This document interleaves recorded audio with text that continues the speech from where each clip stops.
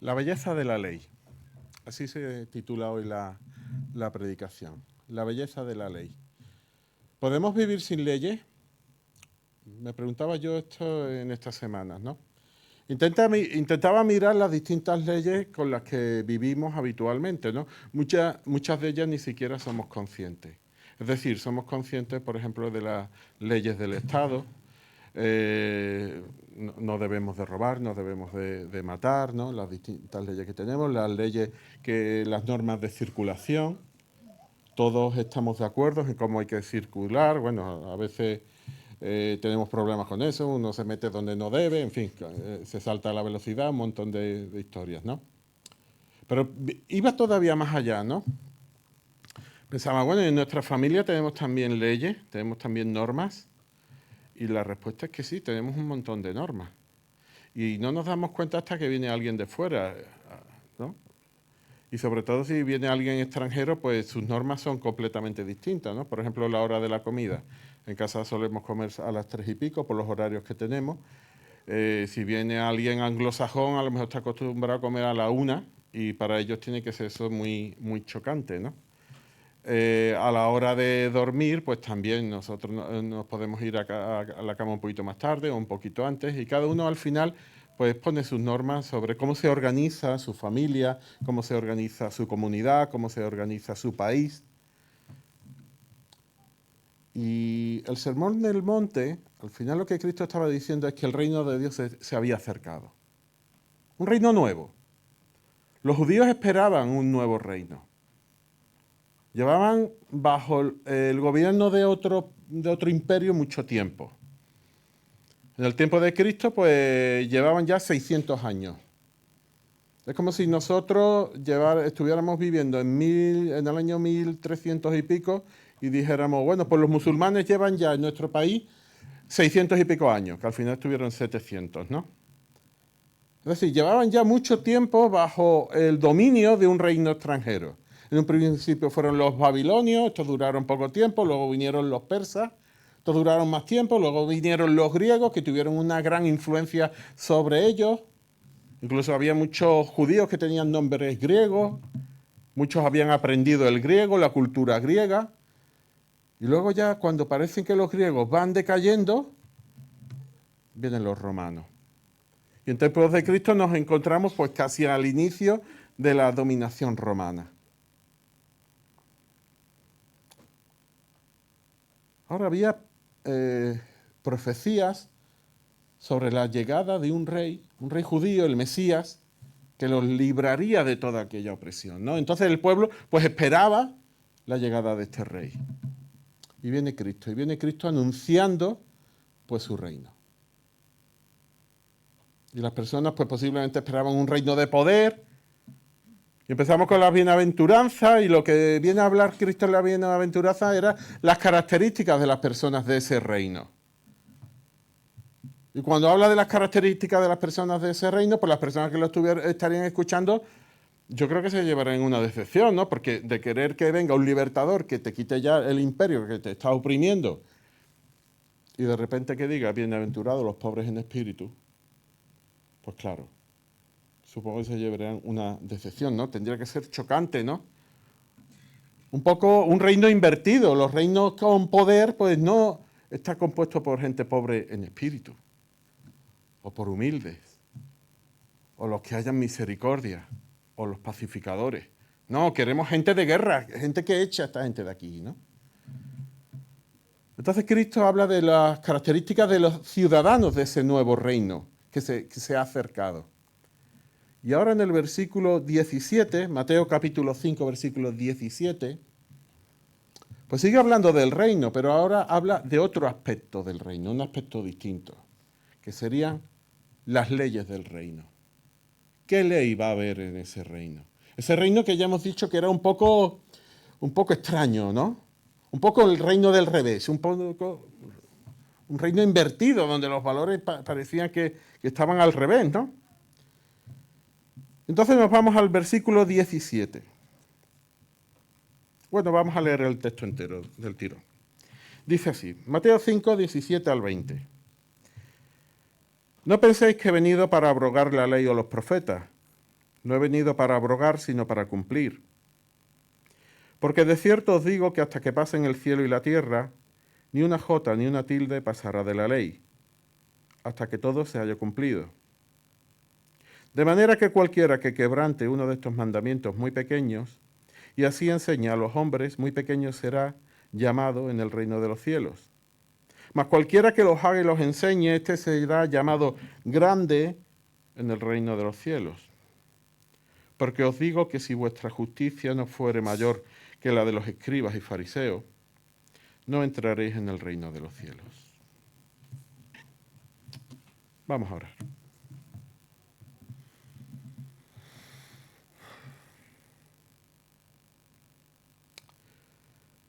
Padre, es difícil entender la magnitud de tu ley. Es difícil entenderla, es difícil también explicarla. Y necesitamos de la ayuda de tu Espíritu Santo en nuestros corazones, en nuestros oídos, para poder hacerlo. Y esa es mi oración en el día de hoy. Que tú nos ilumines, Padre, que nos des entendimiento, a pesar de mis limitaciones, pero que tu palabra llegue a nuestros corazones y nos haga ver la importancia, la relevancia de tu reino y la relevancia de tu ley, la belleza de tu ley, Padre. Porque te lo ruego en el nombre de Jesús. Amén. He dividido la predicación en 4 partes y prácticamente coincide con los 4 versículos. Tiene pocos versículos, solamente 4. Entonces vamos a empezar por la vigencia de la ley. Continuaremos por el cumplimiento de la ley. Seguiremos por la obediencia a la ley y finalizaremos con el riesgo de la ley. Vamos, por tanto, a la vigencia de la ley. Dice así el versículo 17. No penséis que he venido para abolir la ley o los profetas. Y evidentemente está hablando Cristo, ¿no? Entonces, pues empieza a hablar de la finalidad de su venida, de ese reino que va a empezar, ¿no? Y en relación con la ley, pues lo primero que dice es que no he venido a abolir, a quitar esa ley. Es interesante porque habla de la ley o los profetas. Para los judíos, la ley no era para lo que nosotros coincide con el Antiguo Testamento plenamente. La ley era más la Torá, los libros del Pentateuco, los 5 primeros libros de la escritura de nuestra Biblia. Y muchas veces pues entendemos la ley con eso, en otras ocasiones la entendemos con todo el Antiguo Testamento. Pero es interesante porque Cristo no habla solo de la ley, sino también habla de los profetas. No he venido a abolir la ley, es decir, los primeros 5 libros de nuestra Biblia, o los profetas, que serían prácticamente el resto, ¿no? También estaba la poesía, pero se está refiriendo al Antiguo Testamento, que era la escritura que entonces tenían inspirada, ¿no? En aquella época. No he venido a quitar esto, no he venido a abolirlo, he venido para cumplir. ¿Qué significa esto? La ley, y cuando estoy hablando de la ley, no voy a hablar solamente de la Torá, de los 5 primeros libros de la Biblia, sino voy a hablar de toda la Biblia. La ley tenía una función, y Cristo no vino a quitar esa función. Hoy vamos a repasar un poco esto. No vino a anularla, no vino a darla de baja. ¿Qué función tenía la ley? Calvino, que como sabéis, pues enfatizaba la elección divina en la salvación, es decir, que las personas se convertían porque Dios los había elegido. Es interesante que habla de la ley. Y él va a hablar de 3 funciones de la ley que permanecen vigentes. Para mí es interesante lo que dijo Calvino y es interesante lo que proponía Calvino, ¿no? La elección incondicional. Porque una persona que defiende la elección incondicional luego también habla de la función de la ley, que al final son la función de las obras que hacemos, ¿no? Entonces habló en 3 aspectos. El primero sería, la ley es un espejo. Es decir, cuando nosotros nos ponemos frente a un espejo, pues vemos cosas que no vemos normalmente de nosotros mismos. Vemos muy bien el mundo exterior, pero a nosotros mismos hay aspectos que no nos vemos. Si nosotros estamos comiendo y tenemos una manchita, a lo mejor en la cara, de salsa de tomate, de lo que sea, pues es posible que no nos demos cuenta. Solamente te das cuenta, bueno, en mi caso tengo una ayuda idónea que me lo recuerda rápidamente, pero si no la tuviera, pues cuando me siento frente a un espejo puedo verla, ¿no? En cierta forma la ley hace eso con nosotros. Nos muestra aquellos aspectos que no conocemos de nosotros mismos, pero los pone de manifiesto y podemos verlos. Es un espejo. La ley también pues tiene una función de restringir el mal. Dice aquello que está mal. Y restringe el mal de la sociedad. No lo hace completamente, pero también es verdad que podríamos hacer muchas cosas malas, más malas de las que hacemos.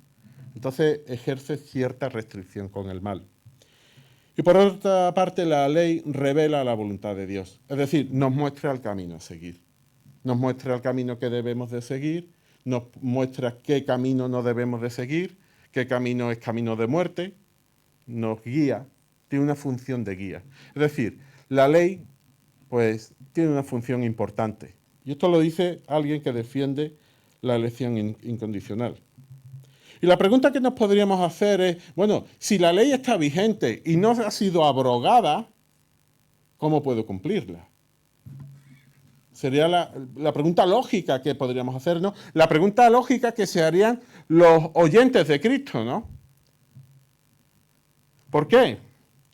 Porque en tiempos de Cristo había varias formas, varias interpretaciones de cómo se podían cumplir la ley. Por una parte, esto lo hemos visto ya en alguna ocasión desde este púlpito, por una parte teníamos a los esenios, un grupo religioso judío que ellos optaban por el aislamiento. Eran como el que se va a un monasterio, ¿no? Pues ellos se iban allí al desierto de Judea, a las montañas, y se aislaban, ¿no? Esperando que viniera ese Mesías para rescatarlo. Tuvieron un problema, que el Mesías vino y ellos estaban allí en las montañas y no se enteraron. Tuvieron ese problema. Por otra parte, teníamos a los celotes. Los celotes eran unos revolucionarios. Es decir, estamos bajo el Imperio Romano y aquí lo que hay que hacer es una revolución. Hay que hacer manifestaciones, hay que salir a la calle, hay que protestar, hay que hacer lo que haga falta para echarlo. Sería otra forma de intentar cumplir la ley. Teníamos a los saduceos y teníamos a los fariseos. Los saduceos, sobre todo, eran sacerdotes del templo, la clase alta, económicamente y culturalmente. Ahora esto es interesante porque esto le gustaba la Torá, los primeros libros de la ley. Pero los profetas, algunas cosas las cogían, otras no. Es decir, cogían un poco lo que les interesaba. La Torá sí, esa sí la cogían. Los profetas no tanto. Su palabra clave para esto, ya hemos dicho que para los esenios era el aislamiento, para los celotes la revolución, para los saduceos era la adaptación. Hay que adaptarse. Si los romanos están aquí, bueno, pues tendremos que llegar a algún acuerdo con ellos. Claro, ellos salían beneficiados con esos acuerdos. Les interesaba llegar a esos acuerdos. Eran liberales en ese sentido, ¿no? No interpretaban toda la palabra de Dios de forma literal, sino que cogían pues, aquellos aspectos pues, que le interesaban para poder adaptarse. Por último, tenemos a los fariseos. Estos eran los conservadores. Los fariseos pues, eran legalistas. ¿Qué habían hecho los fariseos? Bueno, pues lo que habían hecho es que las leyes del Antiguo Testamento las habían llevado mucho más allá. Y si decía el Antiguo Testamento que había que guardar el día de reposo, pues ellos decían, bueno, ¿y cómo guardamos el día de reposo? No se puede trabajar, vale, no se puede trabajar. ¿Qué hacemos? ¿Cuánto se puede andar? Bueno, pues se puede andar tantos metros. Si te pasas de estos metros ya es que estás trabajando. Ya te has pasado. Si vas andando por un camino y coges espigas, no, eso no se puede hacer. Eso es trabajar. Si se cae un buey en un pozo, eso sí se puede hacer. Entonces, pusieron un montón de normas. Sobre cada aspecto del Antiguo Testamento, pues pusieron normas y normas y normas y normas. ¿Y qué pasa? Que llega un momento que esas normas orales que habían dicho llega a ser más importante que las normas propias del Antiguo Testamento. Es decir, aquí cada uno cumplía la ley como bien le parecía. Intentaba ganarse el cielo a su manera. Y yo pregunto, ¿con quién te identificas de estos grupos? Todos tenemos una determinada personalidad. ¿Con quién te identificas de estos grupos? ¿Con los revolucionarios? Ante la mínima ya estás queriendo hacer una manifestación, ir a la calle, protestar. Yo conocí una delegada en la Junta de Andalucía, una delegada territorial, que le hicieron a ella una manifestación, pero tenía este perfil y lo que hizo ella fue salir a la calle a protestar también contra ella misma. ¿Te identificas con los esenios? Lo suyo es el aislamiento. Con los fariseos, poner normas, normas y normas, y hay que cumplirlas todas. Con los saduceos, no hay que tomarse las cosas tan a pecho, hay que adaptarse. ¿Cuál es tu manera de ganarte el cielo? Continuamos, porque nos vamos al versículo 18, al cumplimiento de la ley. Termina el 17 diciendo Cristo, no he venido para abolir, sino para cumplir. Porque en verdad os digo que hasta que pasen el cielo y la tierra, es decir, hasta que se acabe el mundo, no se perderá ni la letra más pequeña. La letra más pequeña en algunas versiones pone la J, la iota. Esto era una letra judía que era muy pequeñita, no es nuestra J, ¿eh? Lo que hay que tener la versión que pone la J no es nuestra J. Era un símbolo muy pequeñito que tenían los hebreos, que era la letra más pequeña. Entonces le está diciendo que no se pasará ni esa letra tan minúscula, ni una tilde. Y fijaos lo que dice, hasta que toda se cumpla. Claro, y la pregunta que podrían hacerse ellos es, bueno, ¿y cómo se cumple? ¿La cumplimos como los fariseos? ¿La cumplimos como los saduceos, como los esenios? ¿Qué modelo tenemos para el cumplimiento de la ley? ¿Cuál es el nivel al que yo tengo que llegar? ¿Tengo que cumplir los 10 mandamientos? Si fallo uno, ¿la he cumplido o no la he cumplido? ¿Tengo que cumplir las normas ceremoniales que tenían los judíos? De todos los sacrificios que había que hacer en el templo. ¿Tengo que cumplir con las normas dietéticas que había que cumplir? Porque eran muchísimas. Y si te saltas uno, ¿qué te pasa? ¿Has llegado al nivel o te quedas por debajo del nivel, ¿no? ¿Cómo debe de cumplirse, no? Y para más colmo, pues cuando nos vamos al libro de Santiago, la cosa todavía se complica más, ¿no? Porque dice Santiago, porque cualquiera que guarda toda la ley, pero tropieza en un punto, se hace culpable de toda la ley. ¿Y cómo cumplimos esto? ¿Cómo cumplimos esto? ¿Alguno de vosotros no se ha saltado alguna vez una norma? Yo continuamente. Pero es que todavía se complica mucho más, porque dice Santiago en el capítulo 4, aquel pues que sabe hacer lo bueno y no lo hace, le es pecado. Es decir, la cuestión no es solamente que hagas el bien, sino que si sabes hacer el bien y no lo haces, también te cuenta como pecado. También has fallado la ley. No hay forma de cumplir la ley. ¿Quién cumple la ley? Pero fija lo que dice Cristo. No he venido a cumplir, no he venido a abolir, sino a cumplir. Aquellos grupos sociales que no alcanzaban al nivel que había que llegar, Cristo vino para cumplir la ley. Dice Corintios, él al que no conoció pecado, se hizo pecado por nosotros, para que fuéramos hechos justicia de Dios en él. Él no pecó, él nunca rompió la ley. Él satisfizo las normas de la ley. ¿Para qué? Para que nosotros tengamos acceso a ese cumplimiento de la ley al que no podemos llegar. Para nosotros es imposible. Para Él sí fue posible. Y podemos tener esa bendición de haber cumplido la ley simplemente por su obra. no por las nuestras. Porque la justicia que Él consiguió, la consiguió para nosotros. Se nos imputa a nosotros. Romanos 8.1. Por siguiente, no hay ahora condenación para los que están en Cristo Jesús. No hay ninguna condenación. ¿Por qué? Porque los que están en Cristo Jesús, la ley ha sido satisfecha. Aquello que no puedes hacer por tus propios medios, aquello que no puedes hacer de ninguna de las formas, Cristo lo consiguió en la cruz. No hay otra forma. Ni siendo fariseo, ni con el legalismo, ni con la revolución, ni con el aislamiento, ni de ninguna de las maneras. No puedes hacerlo. Solo puede Cristo, solo puede su obra en la cruz. Entonces, ¿qué función tiene la ley? Yo trabajo en un centro médico. Hago todos los días una serie de pruebas, ¿no? Es interesante. Una de las pruebas que hago es el electrocardiograma. Tumbo a los trabajadores que me llegan y les pongo pues un aparatito que es el electro. La mayoría de vosotros os lo habrán hecho, bueno, la gente joven no, eso se suele ya hacer a partir de cierta edad, ¿no?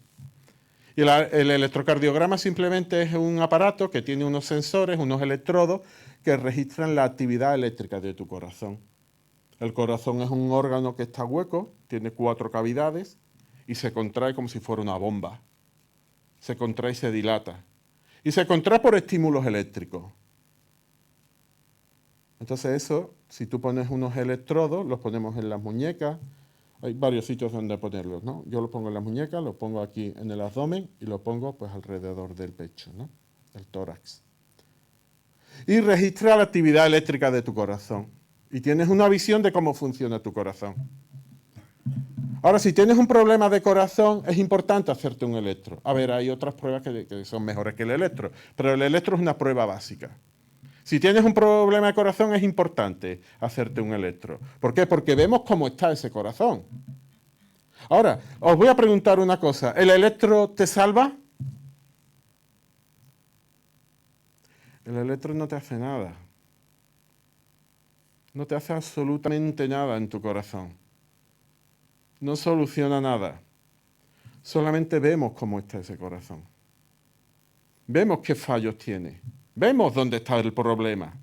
Y podemos determinar qué tratamiento es el adecuado para solucionar ese problema. Pero el electro no te salva de nada. Y la ley es así. La ley es simplemente como un electrocardiograma. Te muestra dónde tienes tu problema. Te demuestra si tienes una bradicardia, una taquicardia, un infarto, un bloqueo. Pero necesitas de algo más. La ley no puede ser abrogada, la ley no puede ser sustituida, no puede ser cesada. ¿Por qué? Porque necesitamos ese electro que muestre cómo te encuentras, que haga un espejo y digas, pues estoy mal. Necesito de una solución. Pero el tratamiento no es la ley, el tratamiento es Cristo, porque Él vino a cumplirla. Él es el cumplimiento de la ley y de toda la ley, no una parte, toda la ley. Nos vamos, por tanto, a la obediencia de la ley. Y dice el versículo 19, cualquiera pues que anule uno solo de estos mandamientos, aun de los más pequeños, y así lo enseña a otros, será llamado muy pequeño en el reino de los cielos. Pero cualquiera que los guarde y los enseñe, este será llamado grande en el reino de los cielos. Claro, entonces la pregunta que nos podríamos hacer es, bueno, pero si somos salvos por Cristo, si Él con su obra nos ha salvado, nos ha justificado, somos unas nuevas criaturas, somos regenerados. Entonces, ¿cómo viene ahora este versículo que nos dice que debemos de obedecer la ley? Y el problema es porque nos confundimos. Pensamos que la ley es la causa de nuestra salvación, es el tratamiento para nuestra enfermedad. Pero la ley no es la causa, la ley es una consecuencia, es una respuesta. Es decir, si nosotros hemos sido salvados por la obra de Cristo, si Cristo infunde en nuestro corazón, nos pone su ley en nuestro corazón, si Él envía su Espíritu Santo a nuestras vidas para que obremos conforme a su voluntad, entonces puedo obedecer la ley. Entonces puedo apreciar la belleza de la ley. ¿Por qué? Porque la imposición de la ley para mí ya no es una imposición, no es una esclavitud a la que tenga que hacer frente, sino es una guía. Es el camino que debo de seguir, que me lleva a bien. Y se convierte en una liberación. En vez de ser un camino de esclavitud que tienes que cargar con una serie de normas que tienes que cumplir, se convierte en una liberación, en un camino por el que puedes andar para buscar tu bien y el de los demás y glorificar a Dios con ello. Y en ese momento es cuando empezamos a entender la belleza de la ley. Decía el salmista, oh, cuánto amo yo tu ley. Yo no escucho normalmente entre nosotros, ni yo mismo decir cuánto amo yo tu ley. Pero la ley sigue siendo bella y podemos amar la ley. ¿Por qué? Porque nos sigue guiando a través de nuestra sociedad, nos indica cómo debemos de movernos.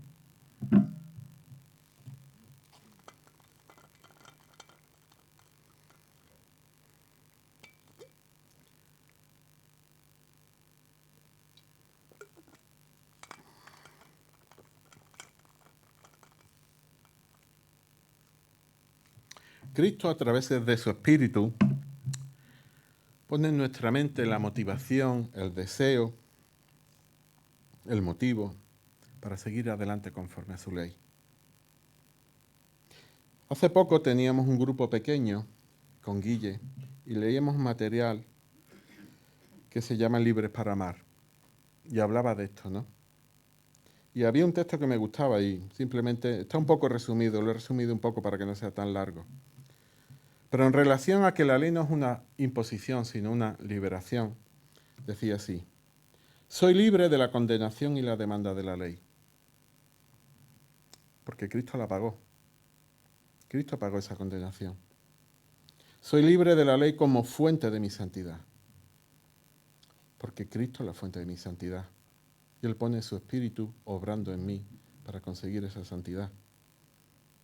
Crezco por fe y eso resulta en la obediencia, es decir, la obediencia es el resultado. Soy libre que la ley sea una medida de mi cercanía a Dios. Soy libre de usar la ley contra otros. ¿Por qué? Porque yo mismo no la cumplo. Necesito de la ayuda de Cristo. Soy libre del orgullo de guardar la ley. ¿Por qué? Porque yo no la cumplo. Porque yo no alcanzo. Es Cristo en mí quien lo hace. Soy libre de mirar a las personas con superioridad, ¿no? A los que no cumplen la ley. Porque yo no la cumplo. Y en ese sentido llegamos allá al último versículo, versículo 20, el riesgo de la ley. Y dice así el texto: porque os digo que si vuestra justicia no supera la de los escribas y fariseos, no entraréis en el reino de los cielos. Ahora, ya he hablado un poco de los fariseos, de la doctrina que tenían, de las distintas normas que habían añadido, del legalismo en el que habían caído. Y prácticamente voy a describir dos problemas que tenían los fariseos. Hay un autor, Donald Craigville, que es norteamericano, que ha escrito un libro que se llama El reino del revés y habla esto. Es muy interesante ese libro, lo podéis mirar en internet. Y habla de la justicia de los fariseos, ¿no? Y habla cómo Cristo parece que se empeña a lo largo de los escritos de los evangelios en cómo ir contra los fariseos. ¿Por qué? Los fariseos querían respetar el sábado de 1000 maneras distintas. Y Cristo parece que se empeña en romperla todas las maneras en que los fariseos querían cumplirla. Decían que no se podían coger espigas, pues justifica que los discípulos cojan espigas. Decían que no se podía ir a cierta distancia, pues iba a más distancia. Decían que no se podía sanar en el sábado, pues parece que se motivaba para sanar en sábado. Y venga problemas que le venían porque era criticado siempre que por qué no lo había sanado en otro día. No, pues da la impresión que le gustaba sanar en sábado, ¿no? Y los fariseos enfadados siempre. Llega un momento que se ponen a comer y no se lavan las manos los discípulos. Y llegan los fariseos diciendo, pero ¿cómo no se han lavado las manos? Eso es impureza. Y dice Cristo, la impureza está dentro del corazón, no fuera. Los fariseos no comían con los pecadores, ¿no?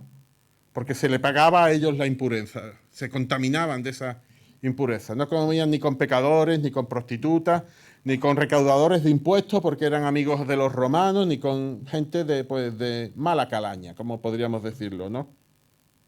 Y Cristo se empeña en comer con esta gente.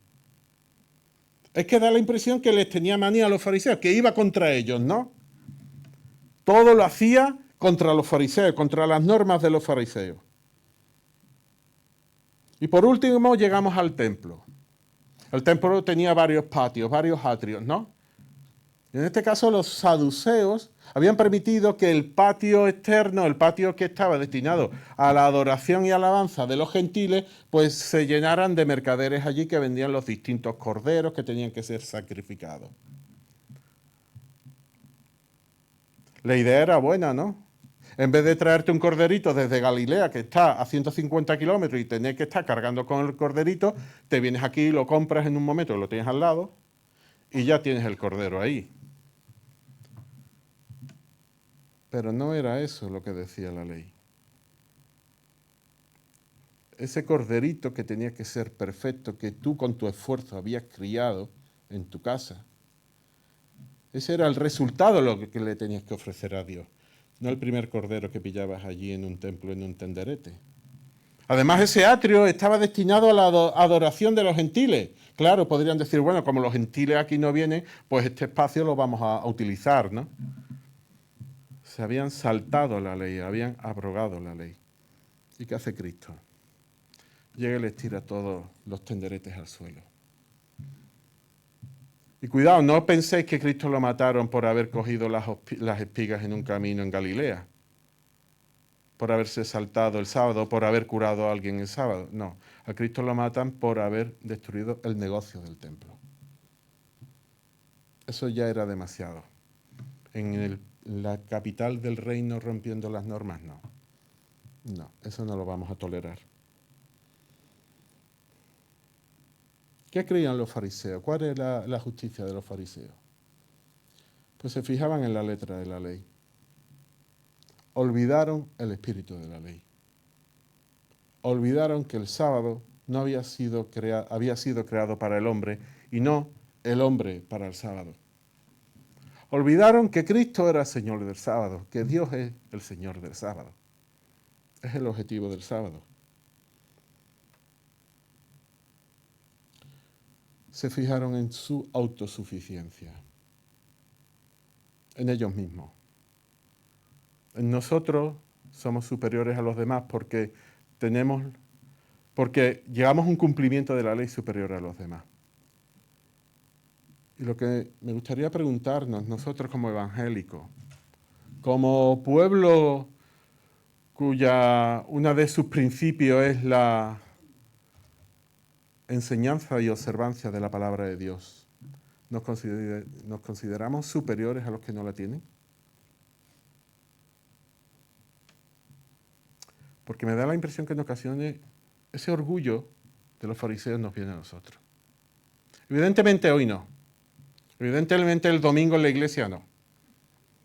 Aquí estamos cubiertos, ¿no?, con nuestro manto de justicia.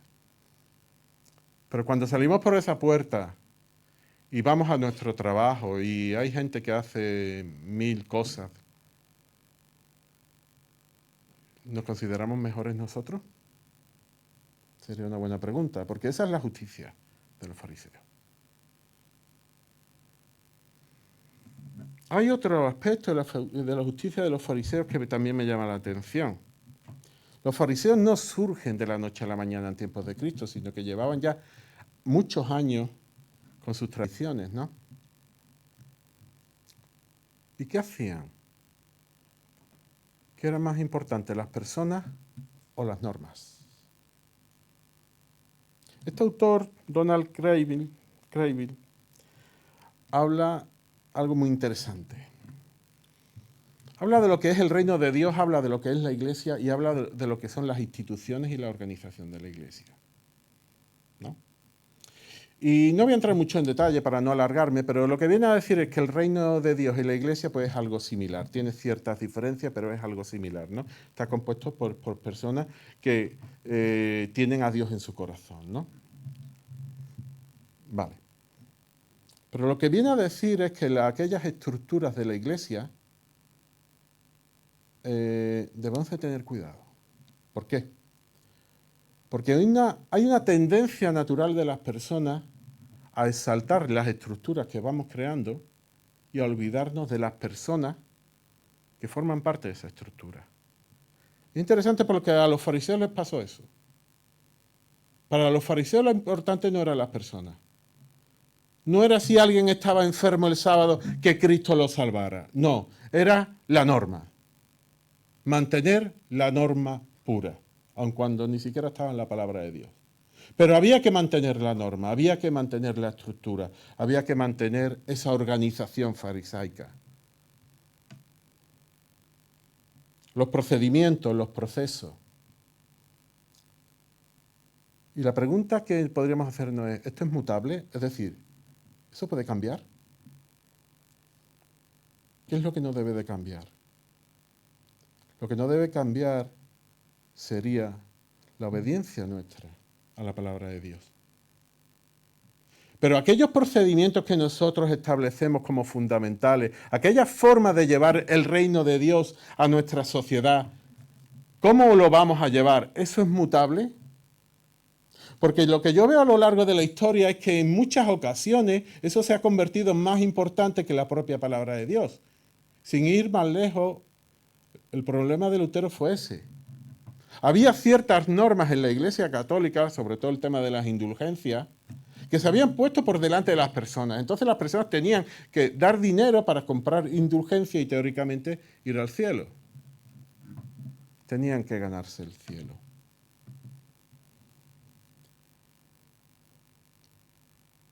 Y yo me pregunto, ¿eso pasa en las denominaciones evangélicas? ¿Es posible que las normas y las estructuras estén por encima de la propia Iglesia? La Iglesia no son los edificios. La Iglesia no son las normas, no son las estructuras, no son los procedimientos. La Iglesia está formada por personas. Personas a las que Cristo ha rescatado. Y a las que en base a ese rescate, en base a esa redención, a esa regeneración, obedecen a Dios a través de su Espíritu. Tengamos esto en cuenta, el significado real de la Iglesia, para evitar esa justicia de los fariseos. Tengamos en cuenta quiénes somos y la obra de Cristo en nuestras vidas.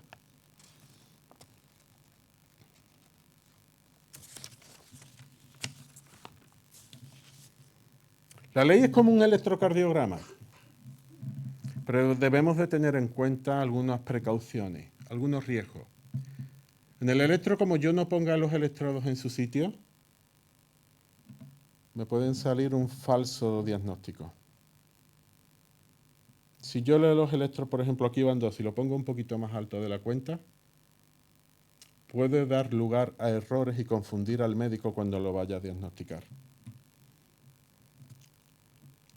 La ley es un electro que da un diagnóstico, pero tengamos cuidado, revisemos nuestra interpretación de la ley. Que nuestro motivo y nuestro deseo sea glorificar a Dios y ayudar al prójimo, y no mantener nuestras propias estructuras.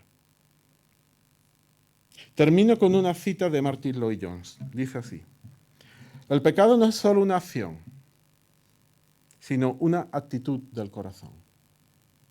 Es necesario examinar constantemente nuestros motivos y deseos para vivir una vida verdaderamente santa. Que el Señor nos ayude en ello. Amén.